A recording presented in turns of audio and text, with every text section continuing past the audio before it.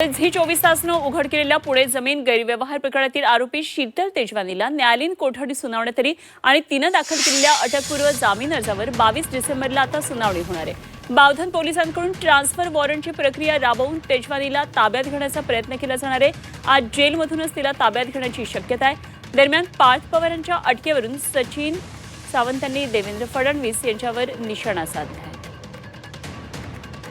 विचारते यांचं नाव का नाही, त्यामुळे मला असं वाटतं की यांनी नीतिमत्ता सगळं सोडून कमरेचं सगळं वस्त्र काढून डोक्याला बांधलेलं आहे आणि लज्जाहीनतेचा कळस चाललेला आहे। कुठेतरी थोडीतरी चाड असण्याची आवश्यकता आहे। आपण ह्या ठिकाणी त्या पदावर बसलेल्या जनतेने तुम्हाला बसवलेलं आहे। जरी तुम्ही अनितीच्या मार्गाने सरकार स्थापन केलं असेल तरी त्या पदावर बसलेलं त्या पदाची गरिमा असते, प्रतिष्ठा असते आणि त्याच्यावरती जबाबदारी देखील असते। ती जबाबदारी वगैरे सगळ्या गुंडाळून ठेवलेल्या आहे असं दिसतंय या सरकारनं। निश्चितपणे मुख्यमंत्री साहेबांकडनं या संदर्भामध्ये उत्तराची अपेक्षा आहे की न्यायालयाला तरी उत्तर द्या। आम्हाला विरोधी पक्षांना देत नाही, न्यायालय म्हणते त्याला तरी उत्तर द्या।